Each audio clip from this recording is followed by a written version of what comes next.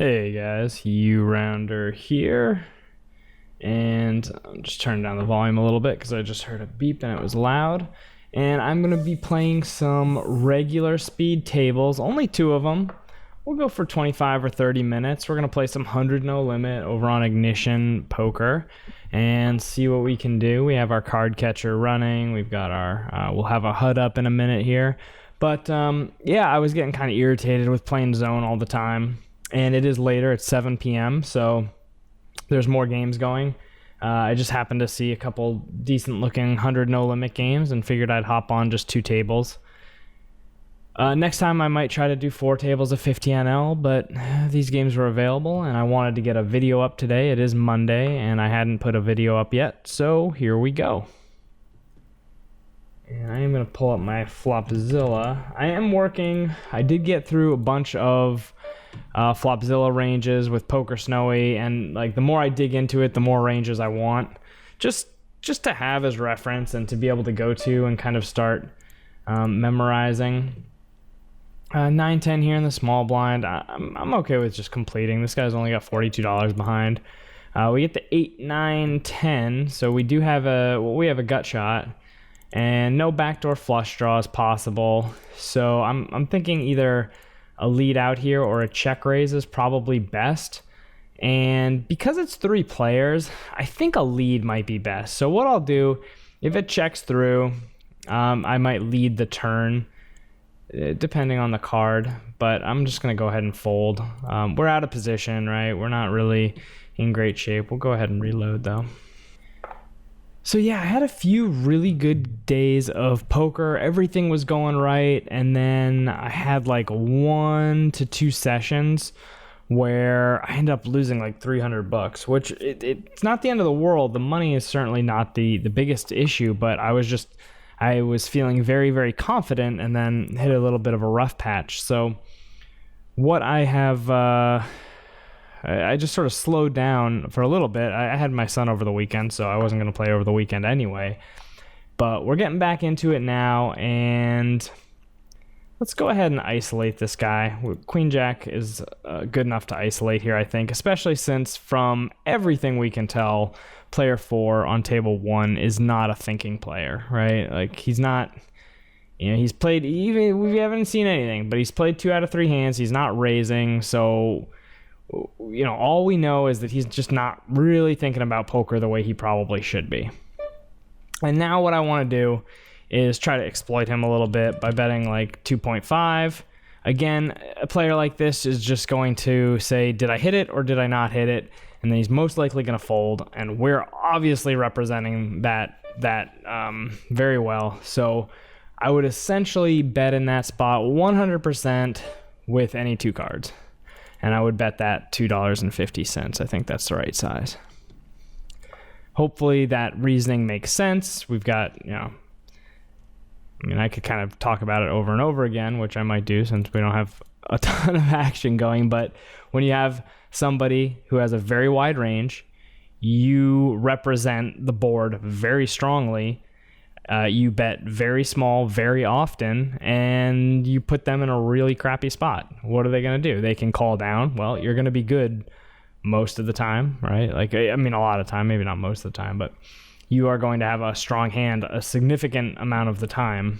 And you know, even if you have second pair there, I would make the same bet there with second pair. So that's why we're betting small, is because we're going to bet small with our whole range, essentially. Yeah, we'll just muck the 5s. Actually, I don't even know if 5s are an open in middle position. They are. But Snowy does not like... Here's a little interesting thing. Snowy is much more comfortable raising like an ace-2 suited than a pair of 3s under the gun. Like 3s, 2s, 4s under the gun are folds, and ace-2 suited is a raise. And I think that is going to be a product of how we want to be playing post-flop, in that we want to be very aggressive with our flush draws. We want equity, and when our suited aces miss, they usually have some equity. Even if it's just a backdoor flush draw, that's a lot more equity than, you know, a 2-outer. Well, a backdoor flush draw versus a 2-outer? I'm actually not sure. It's not a bad question as far as like what I don't know if it matters that much. I mean, I guess I should know what the percentages are on a backdoor flush draw versus a, you know, I could do the math on a 2-outer, right? It's 4% on the turn or 8% by the river by using the rules of 2. Did I say that right? Right? No, 4%, right? Yeah. So backdoor flush draw might be a lower frequency. However, we're able to gauge, you know, how aggressive we're going to be because we are going to get more information on the turn about whether or not our hand is more or less likely to hit. In that, you know, if we don't turn a flush draw, it's impossible for it to hit. That's good information to have. So we're getting some pretty attractive looking hands. We got Queen 10 suited on table 1 in the cutoff. We'll open that up and take down the blinds. We've got Ace King suited on table 2 on the button. So we will open. We're actually going to go ahead and pot it. Another thing I did notice is that Snowy likes potting it on the button. And again, that's something that I've heard Matthew Janda say. He says that he's really not sure why people min raise on the button. Again, you would really need to look at player pool tendencies. From a theoretical perspective, it makes sense to raise a little bit larger on the button because you're always going to be in position. You know, but there you go. I guess that's, you know, you're always going to be in position. So you are, you know, going to be in a strong position for the whole hand. So it makes sense to want to play a larger pot. Now, the counter argument you'll hear is, well, you're raising with a very weak range. So you want to, you know, maximize the price you get on your steal. So again, that's why I say that, you know, player pool tendencies matter. And what Snowy says is theoretically correct. If we look at our player pool tendencies, may not be. If a player reacts the same way to a min raise that they do a pot raise, then the people who are saying you should min raise are probably correct. Because you're essentially just getting such a great price on your steal that's what you should do. So in zone poker, I would say that you absolutely want to look at your player pool and determine what raise size has what effectiveness and figure out, you know, get the answer there and play to maximize your profit against your player pool. In these games, you could also do that and look at your overall 100 no limit player pool and get that information and play according to what's best. Or you can, you know, play based on the individuals that you have in the blinds and go from there. So like what I would, you know, observe here against this 17-8 player to my left, I don't have very many hands on him. But, you know, here's a person who we might want to consider just min raising in the small blind. He might be the type of player who is just playing really tight, playing really straightforward. We've only seen him fold, get raised once to a late position steal, but we could probably assume that he's going to play pretty straightforward and fold far too often. So maybe in the small blind, we just min raise him specifically. And again, over, you know, the 30 or 20 or 50 or 100 hands that we play against him, maybe it's not that many, but we will pick up all of that extra money. So again, what Poker Snowy gives us is a great starting point, and that's why I really enjoy using it and learning from it. And then as soon as we get a little bit of information about our opponents, we use what we learn in Poker Snowy about the game of poker in general to extrapolate that information onto the various opponent types that we see. And again, you know, Poker Snowy is good for that baseline play. Once we find an opponent style that we want to exploit, we can get there with Poker Snowy most likely, but the most effective way to really maximize our exploitative play against another opponent that we know a bit about is probably using something like PO Solver and locking in their strategy and then building one that exploits that to the max. A combination of those two things is probably the overall correct answer. On the left here with the Queen 2 suited, King 2 offsuit and the button. Yeah, we don't go quite that low. And we really just don't have. We have a backdoor straight draw, which is kind of garbage. And now we have a pair of twos, which I still do not think is worth betting with. And we'll just muck.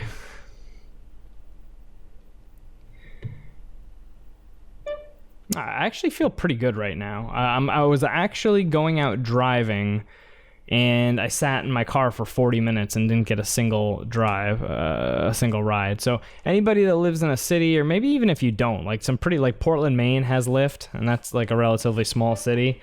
So yeah, go ahead and click the link in the description, and you get $50 free of Lyft credits.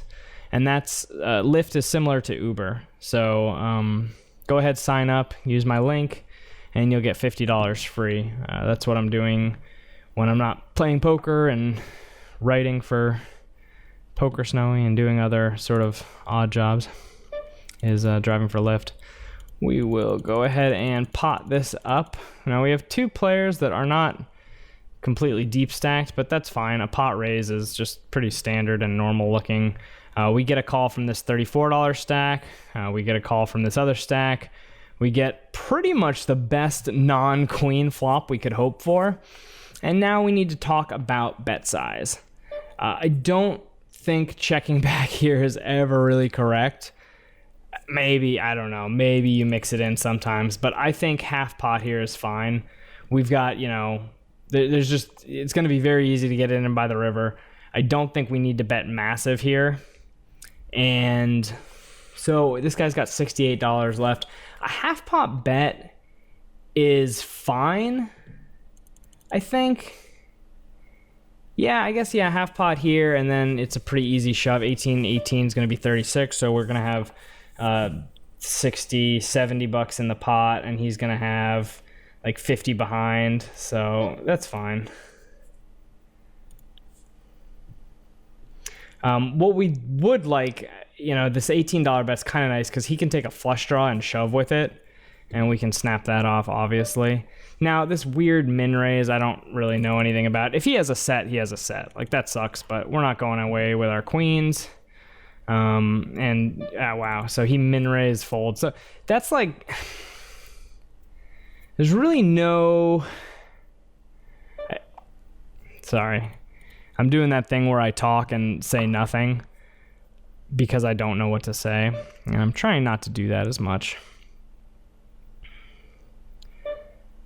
I don't know what to think. The bottom line is I don't know what to think of that. I don't think that play is really ever correct because he left himself with so little behind. I think he was probably just sort of saying like, I'm going to make a move, or I just don't think this guy has anything, or something alike. I don't know what his internal dialogue was, but it, weird spot. I'm getting 5-1 with suited cards, so I'll call. But what I meant was, I've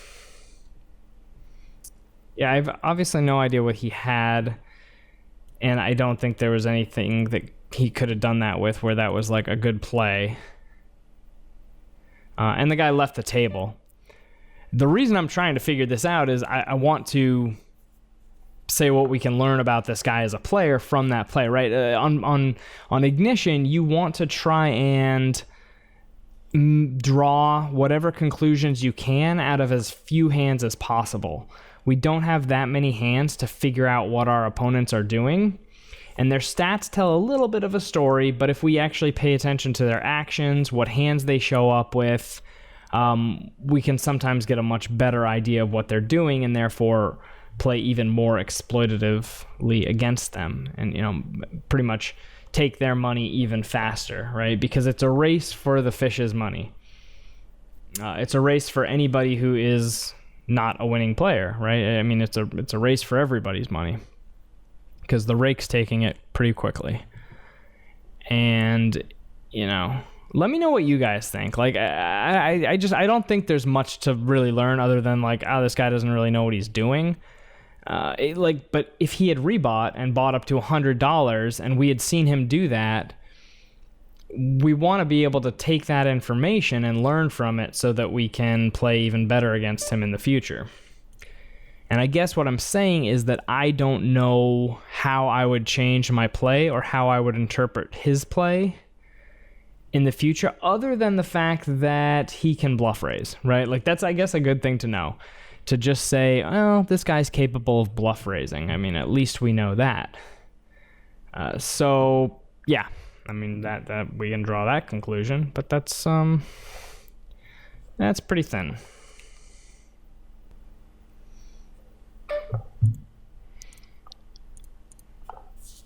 Ace-4 of diamonds under the gun will open. We do have a new player at the table who calls, and then a 52-32 who also calls behind in the cutoff. We're going to be out of position in this hand, so we're going to be, just right away, we know that we're going to be checking a significant portion of flops. And, you know, what flops we want to bet.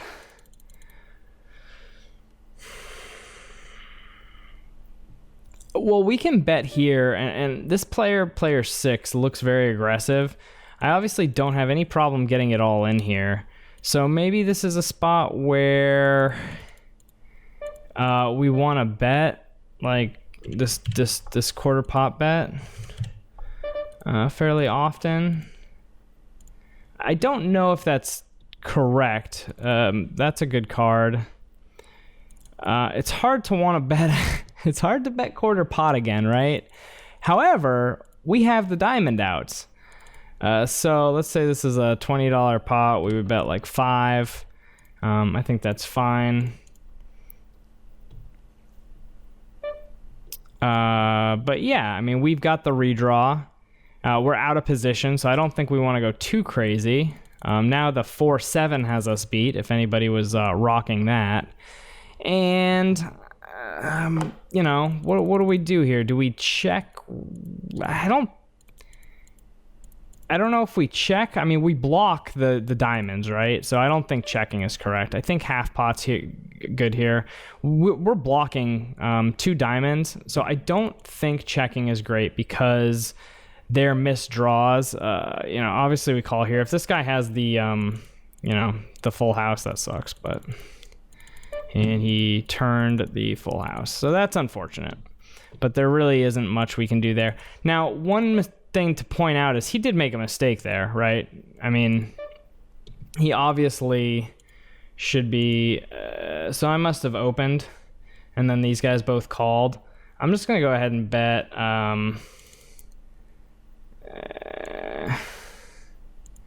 let's bet like $5.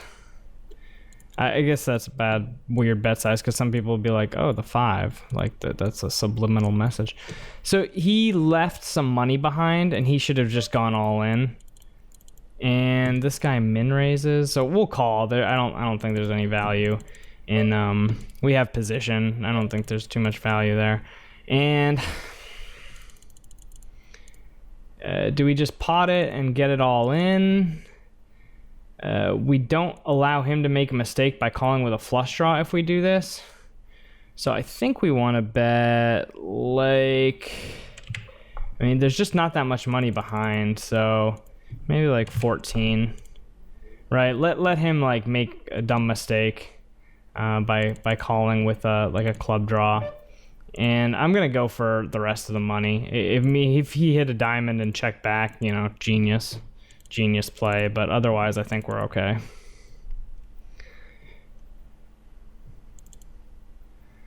All right, so that went pretty well.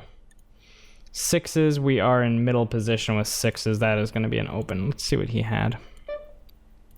He had pocket 9s. I'm not sure I love his play with pocket 9s on that last one. Yeah.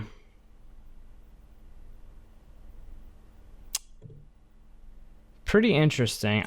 The flop makes sense. The raise, I guess, is okay. I don't know. Let me know what you guys think. We're gonna just go ahead and pot raise our ace queen off.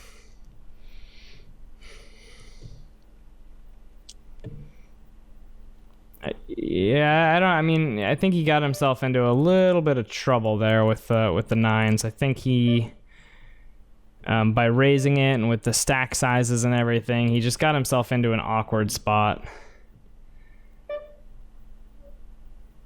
Especially once the 10 fell and, you know, we continue being aggressive. Let's try min raising this guy. So he has auto. So that's important to notice on the left table there. He has auto fold clicked. We have a 40-0 over 5 hands and then a tag up top here. So we would expect some resistance from the tag occasionally here. We do have a gut shot. Let's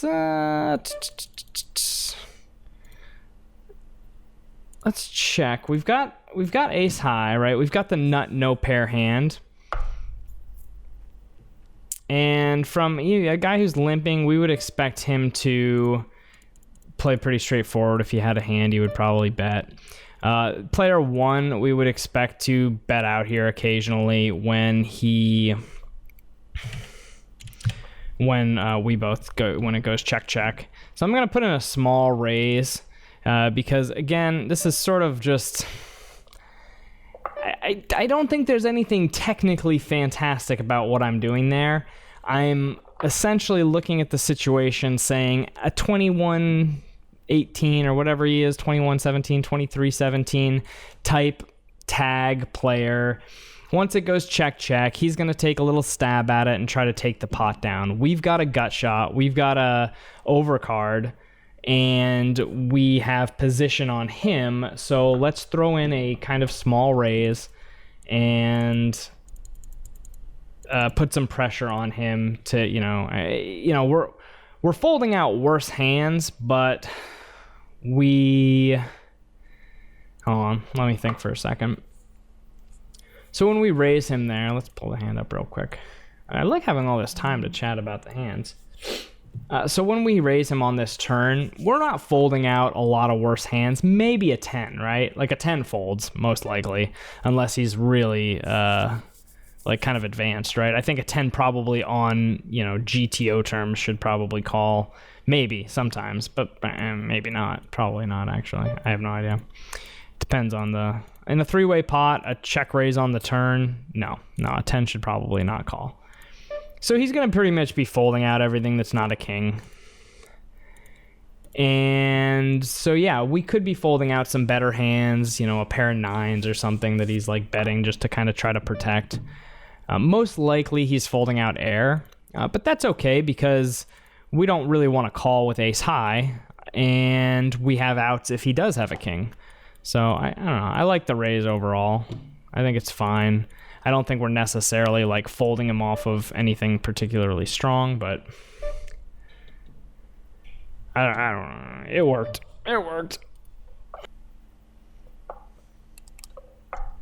So we get a 2.5x raise, and we've got 2 suited cards in the big blind. We'll call. That's not a great flop for us.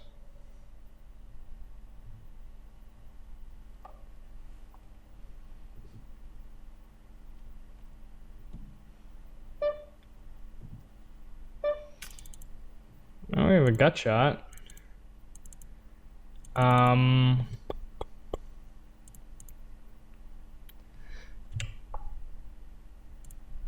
gonna bet here and then maybe overbet some rivers. We do have a gut shot, which obviously can hit, and we do have 2 flush draws, which we can bluff, and would have hit. Also would have had a flush draw that we could bluff. So we could have been, aggressive on a lot of rivers and represented some pretty strong hands. Just min raise again. This guy's got auto folds clicked when he's going to fold, so no point in risking the extra dollar. Also, I would say that if we do have a good hand in the small blind, we should probably maybe even 3.5x it.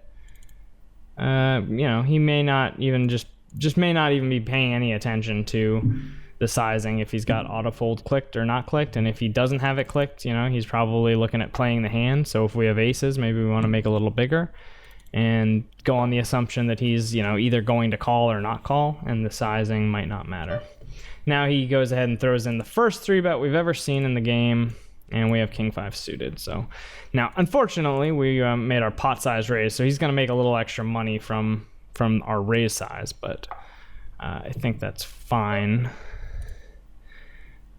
Based on the same assumption as far as him folding in the small blind, maybe when he is a part of the equation for the blinds, maybe just do like a 3x or even a 2.5x. Again, if 50% of the players that you're trying to get to fold are playing very straightforward, maybe you just size your bet for that very exploitable portion. And this 18-18 guy isn't, I don't know that he's going to be like crazy aggressive against a smaller bet size either. I certainly have not noticed that. Wow, this 30 minutes actually flew by pretty fast. Hopefully you guys enjoyed the video. It looks like we probably made a little bit of money. We did lose a pretty big pot over on the right-hand table with a straight versus a full house. No big deal there. It wasn't against a full stacked player, and we obviously have done pretty well on the left-hand table. So I think it was a good, results-wise, it was a good session. I think there were some pretty interesting hands. Also, it's always nice to see what we think is pretty weak play, even at 100 no limit. That's like, that feels good. It's kind of reassuring. Like, okay, we can, there's still a 100 no limit game, online that we can go out there and feel pretty confident in.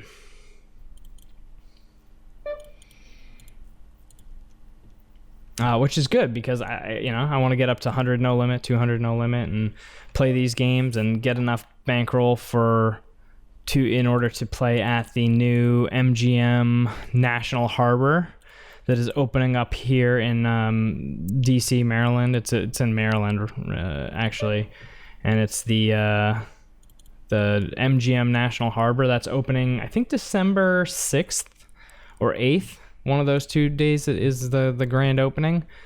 So I'll probably go and check it out and, try to play some poker during the grand opening. I'm sure those games will be pretty good. King 10 offsuit in the small blind. We have an under the gun limp from what appears to be a fish. I am just going to complete. I don't want to raise and play a bigger pot. King 10 sucks, right? There's no question about that. It is good enough to play, especially against what is most likely to fish. However, we don't need to build a big pot out of position. Even like really fishy players, can beat me out of position, or can beat me with position. I'll lose less than them if we, played 1,000 hands going back and forth, but in this specific hand with them having position and me not having position, I'm just not gonna make that much money overall. Long term, however you want to phrase it.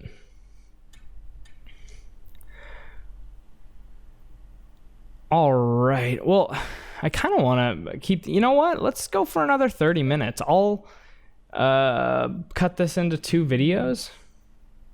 We'll do it that way because I'm having a good time. Now, this table on the left we've doubled up on, so we've kind of killed it a little bit. And we just sat in the big blind. So let me see if... I don't see another great 100 no limit table, but let's sit out the big blind on the left table. And 29-18. We haven't really 3-bet this guy. King 2 is not a bad little 3-bet hand. Button versus cutoff. I can pull up my little thing here. King 2 suited is not one of my 3-bet hands, so we'll let it go. Ace 4 suited. Again, we're in the small blind. I don't... it's weird. We got the button limping, which, again, all of that is just weird, but I'm just going to complete. We hit the ace. None of these ranges are uncapped. I've talked about this many times, but, I never know when somebody's picking up one of my videos for the first time. So I'm going to go ahead and just bet like $1.50. And because, all the ranges are weak, so our hand is relatively strong compared to the ranges.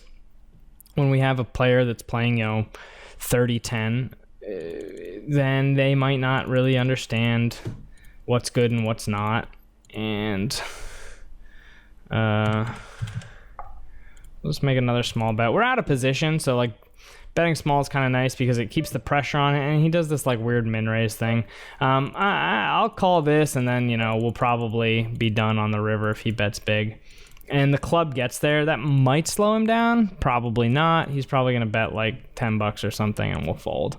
Or 5. So I guess he likely has a 9 here. I mean, we're getting almost 4 to 1. It's almost $20, and we have to call 5. So it's like, I don't know. I'm probably going to call this. The club got there. I mean, would he have called the flop with a 9? Maybe. Is it more likely that he has an ace? Does he have an ace better than... is it higher than a jack? Does he have ace queen and he limps? Probably not. I expect to see like a 9-10 here a lot. Like a 9-10 with the 10 of clubs. All right, queen 9 suited. That's fine too. That is a really close call because we're getting laid really good odds. It's hard to measure my certainty level, especially in the moment. But you can kind of tell by just the way I talked through the hand that I was relatively sure he had a 9. The question is, was I whatever percentage I needed to be sure, like 60% or 70% sure. And again, I'd have to go back and look at the actual numbers, but I'm not quite confident that that the call was incorrect based on sort of my read of the hand. We're just gonna bet like $6 here. Do that double pop bet. I've actually only... So here's the interesting thing. Most of my viewers, I don't know about most. Most of the viewers who leave comments regularly probably already know this. The larger your bet size, the more often you should be bluffing. So if you are going to ever bet, twice pot... And this guy is like calling a lot. He is not folding to steals a lot. So I'm actually going to make it like $4 here since we have a pretty strong hand. That could be, maybe that's not a great idea. Maybe it doesn't matter. Maybe he had a garbage hand and was folding no matter what. But maybe 350 would have been better. I don't know. But we do want to, just take little opportunities like that. And we're not doing that because our hand is necessarily better. We are doing it because we're shifting our range. So real quick, let me just kind of talk about what I mean. Let's take our normal small blind range. So this is where we would normally raise in the small blind. This is for a pot size raise. This is 59.6%. So let's just grab like 59%. Okay. And that table's going to sit out and we'll grab a new one. But I'll talk about this in the meantime. Now, do we still have fish at this table? Yeah, we still got this guy to our left, which he's not the best fish in the world, but he's okay. 10-3 might be a fold. Cancel. What is going on? Fold. Okay. So let's close out of this hand. Right, so this is a half pot small blind. So we make it a pot size raise. As we increase our bet size, again, this is purely just based on strategy. If we make a smaller bet size, if we min raise, we should be raising more hands. So we should go up like this way, right? We should be raising more hands because we're raising smaller. We're like, risking less to win more. So we should actually raise a few more hands. And then as we raise less hands, we want to raise larger. So that's how ranges kind of work with bet sizing. And so if our opponent is just not folding as often, well, we don't necessarily want to go with our 70% range and play jack 6 offsuit and queen 6 offsuit and all those hands. Like, those are just going to be a pain in the butt to play out of position, even against a fish.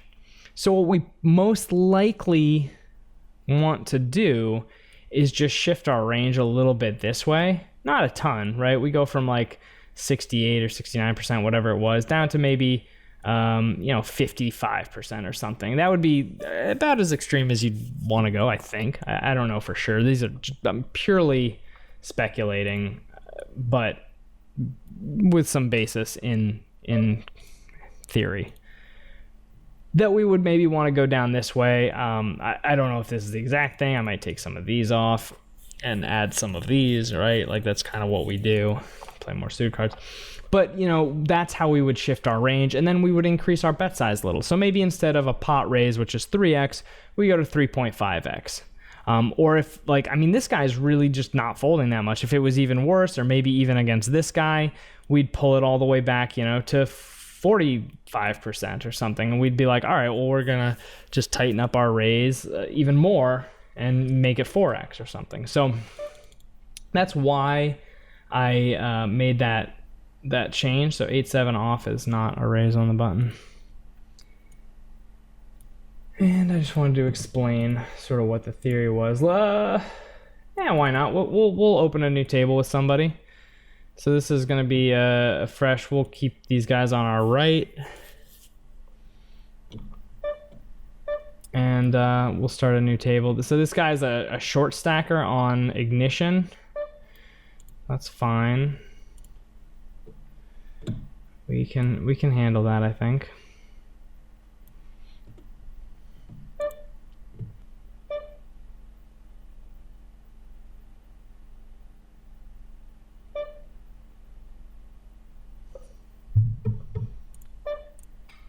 All right, so these guys are playing really straight, right? Like it's three-handed. You would expect to see a lot more raising here on the left. Here we do have a 3-card weird, a 3-card gutter plus a 3-card flush draw, and we're in middle position. So we do have position on the short stack, but not on the deep stack. Let's see, 5-8 suited on the button. It's probably a raise. Actually, no, it's not. So we'll muck, and we definitely do want to muck here, I think.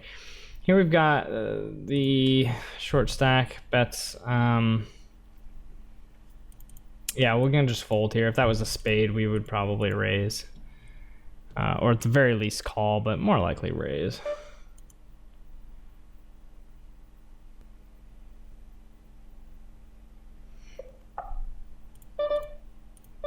Sorry. All right, so now we're back to heads up with this guy. Let me see here. We got another one with 36% players per. I'll leave that open on the other screen. It filled up apparently, but we'll see if maybe somebody is sitting out and might leave that table soon. And if they do, we'll sit down. So we're gonna play a little heads up no limit hold'em. I used to play a lot of heads up.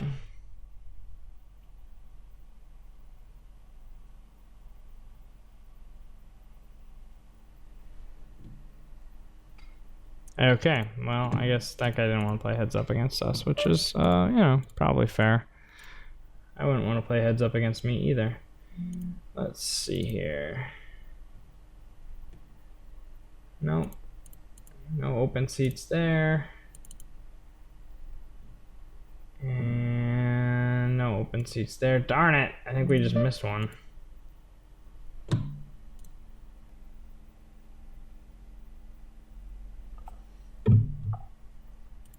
Trying to get on another table, guys. Sorry. If I remember. So the last video we did. Oh my gosh, there's no seats open on these. The last video we did is I was like, I kind of lost my bearing, as they would say in the military, and dropped an F-bomb or two because I sat out during a hand. During the video I was like, oh yeah, I'll go back and edit that, sorry, whatever.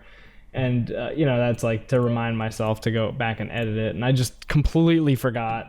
I fixed the audio or did my little audio tune-ups and then went ahead and published it, and just figured screw it, whatever. Yep, sometimes I get pissed off. I definitely think I am very, very good about tilt and keeping my composure and everything, like 90% of the time, 98% of the time. But yep, occasionally, and mostly for things like that. What the heck? Did I not get that seat? I just clicked on a seat and it like acted like it got it, but it didn't give the seat to me. But yeah, something like sitting out a hand by accident, or some little dumb mental mistake like that is what I would get upset about.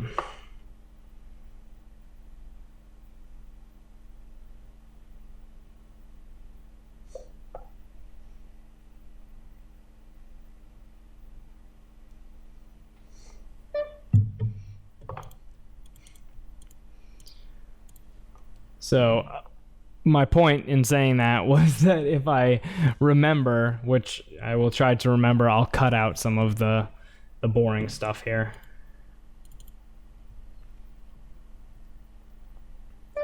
We have a seat at another table. All right.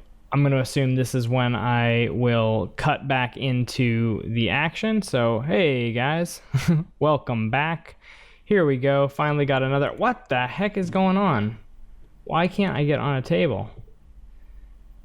I did not want to sit with this guy to my left, but that's how it goes sometimes. Let's see. We have this guy that doesn't really fold a lot on the flop, and we don't have a hand. We have one overcard and really just not a lot of action, like not a lot going on. So we're gonna and I don't think his sizing's right. I don't think a full pot bet on this flop is like almost ever correct. Right? Like this just looks like the top type of flop where you want to bet small. On like a suited flop with like another high card, you'd bet large, but I think he can get away with betting a lot less in that spot and really save himself some money.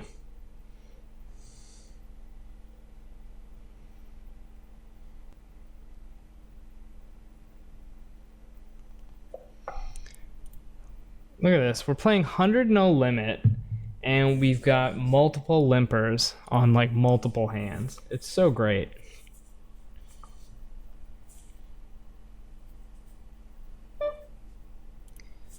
I mean, it really is. I mean, I don't like it when people say that poker's a simple game or that it's easy or anything like that, because it's just not. However, I mean, if you have some patience and you don't, it's easy to find a game that you can beat, right? Like, that is still true. Now, it is not easy to make a living playing poker. Far from it. It is not easy to even make a substantial supplemental income playing poker, right? Those are all very challenging things. But to, find some weak players sitting down and playing poker and making money at poker, which, I mean, is just... It's an incredibly challenging thing nowadays, right? And just in general, right? Like, for you to make money at poker, you have to be making, a significant amount. You have to be crushing your opponents just to beat the rake. You have to really be doing some serious work. And finding a table or a limit that you can actually beat the rake at and beat your opponents, it is not easy to do. But there are games out there still, and you can find them. Especially if, depending on how much money you are really trying to make from poker. If you're just trying to make a little bit of money and have some fun, that's definitely still a pretty attainable goal for just about anybody, I think, that wants to put a little bit of work in. To go beyond that, it starts to get very, very challenging. We're going to call here with King 8 offsuit in the big blind because this guy min-raised, and pretty much any card. I did not, okay, so full disclosure, I didn't notice he had $7.36 behind when I called. However, it wouldn't have changed my decision. We probably actually have the best hand here. It wouldn't have changed my decision because, that just means if we hit a pair, we can get all in against him. No problem.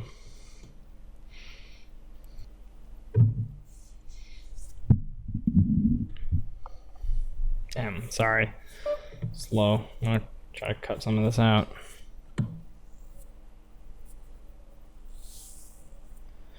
Four tables definitely offers more action, but again, I do like being able to chat about hands, pull up hand replays, things like that.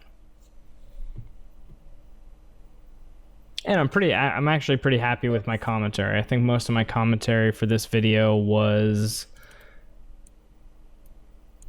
reasonable, accurate, and you know, if you're paying attention to some of the concepts that I'm talking about, I think that you can actually learn a little bit from this video. All right, so we do have two playable hands, we'll call them. 9-10 suited against an under the gun open. Ace-6 suited is like a pretty good 3-bet opportunity here. So the 9-10 is a pretty easy fold once the 3-bet comes from MP.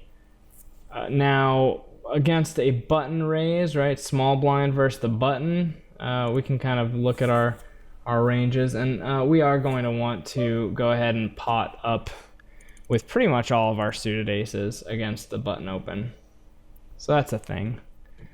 There's a little bit of mixed strategy in there, but for the most part, we'll just go ahead and raise. Pretty good flop here for the ace-5.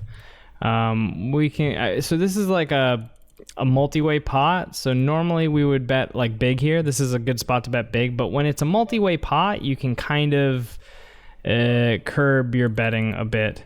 Now we have a 4-card straight. It puts us in a weird spot because I don't really want to get all in, obviously. And I don't want to get bluffed off the hand because I have a ton of equity. So I'm going to bet half pot, and if he goes all in for 35 more on top, so I'm going to bet like 9. And if he goes all in, I can get away from it. But he folds to my ace high, so that's cool. 5s we can fold. 4-9. I'm gonna wrap this up soon. A couple reasons. One, it's just slowing down a lot, and 2, I'm getting a little bit distracted.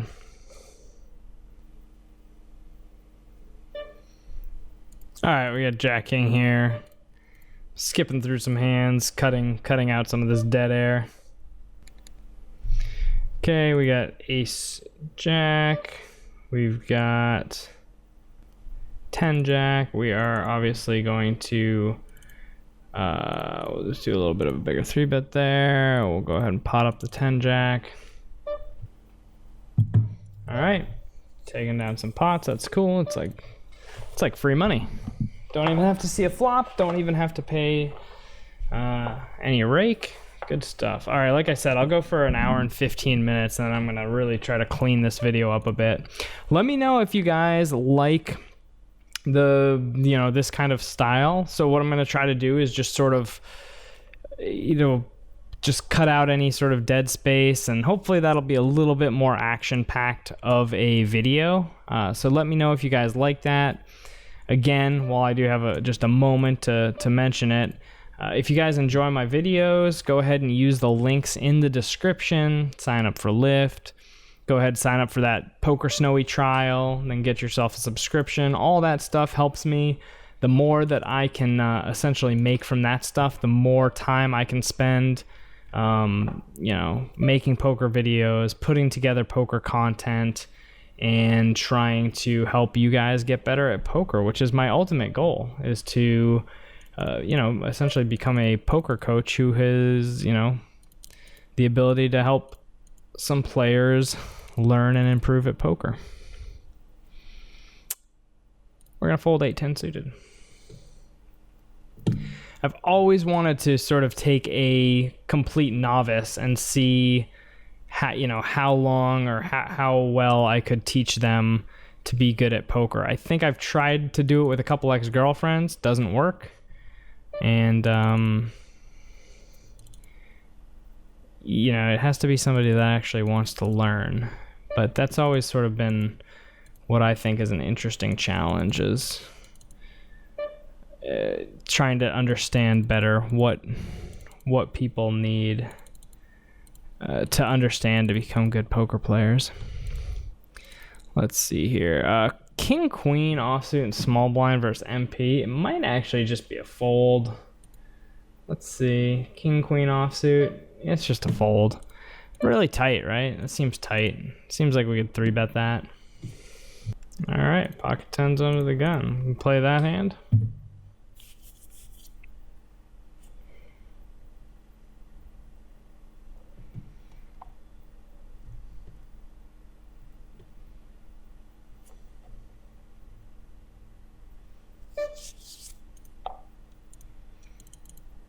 All right, we're gonna play like a five. So this is another crazy thing, right? We're gonna play a 4 or 5, a 5-way pot at 100 no limit. Like, come on, this is ridiculous. So yeah, I mean, we're pretty much either in good shape or up against sets. There's really, I don't expect any jacks or anything to have called behind. I'm just gonna go ahead and bet half pot. That seems like the simplest thing to do here. We have a 10 blocker, so we block some straight draws, we block some flush draws. I don't really know what's gonna fight back other than sets. I would expect most sets to call, and there just shouldn't be that many sets out there. I mean, I guess we're up against 5 opponents, so it's not like impossible for there to be sets out there. I kind of want somebody else to get in this as well. I really don't think, I don't think raising here with a set is like a great idea. I guess 2 pair is possible, like a 7/8's possible. I'm out of position, so that kind of sucks. I guess we'll call. And this is why playing out of position is terrible.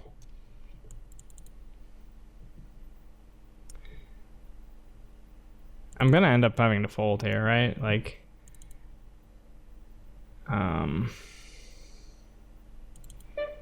not that I think he has a king, but now that the king's out there, if he's barreling again, I bet kind of small. You bet a third pot. I'm not gonna fold to a third pot. I mean, he's setting up a nice river jam, which is fine.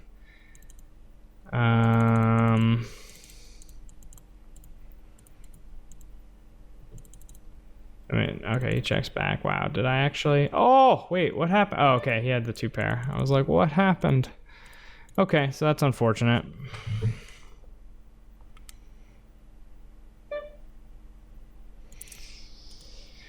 Yeah, I mean, I feel like I played that okay. I think that folding there with 10s is a little bit exploitable when he bets a third pot. I think that him checking back the river is probably a mistake. But yeah, I'm okay with the play overall. All right, I'm gonna go ahead and sit out next big blind. And then I've got a little bit of editing to do on this video.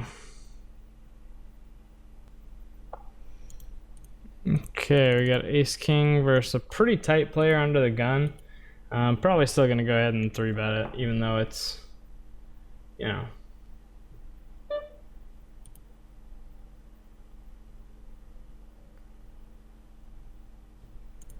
So we'll just pot it up.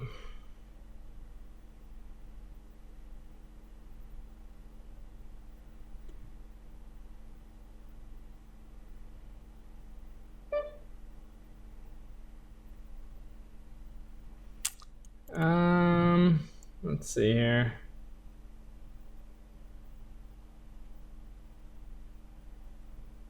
I mean, I guess we probably just have to call. It sucks, but yep. Hey, good hand to end on, huh, guys?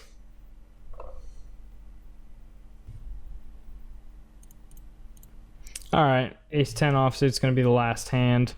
I apologize for the commentary slowing down. I don't usually make hour and 15-minute videos, so normally I'm keeping them to 25 to 30 minutes. So I apologize. I guess I will try to keep them to that length in the future, because after about, 45 minutes or so, I start to get a little worn out mentally from talking.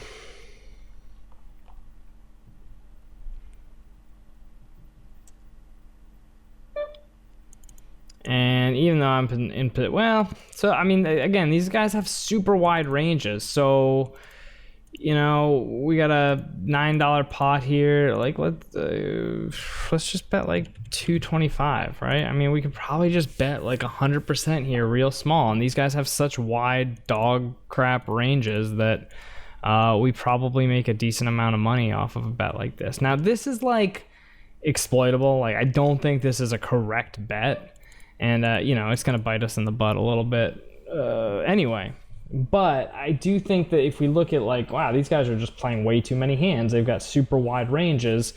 They're going to have just absolute crap a lot of the time. Now, this guy check raises, and who knows what he had. But, again, I think the overall idea is reasonable. Now, if the actual execution in that specific hand... with that, you know, with that hand on that board, maybe it's not great, and maybe I don't have enough hands on those two players. But I think the general theory is reasonable, and it's certainly not a large mistake, if a mistake at all. Anyway, guys, I hope you enjoyed this video. Definitely like the video, subscribe, and I will see you guys tomorrow with another video. And yeah. Guess you'll find out what format it's going to be when I decide what format I'm going to make it. All right, guys, this is URounder, and you guys keep on grinding.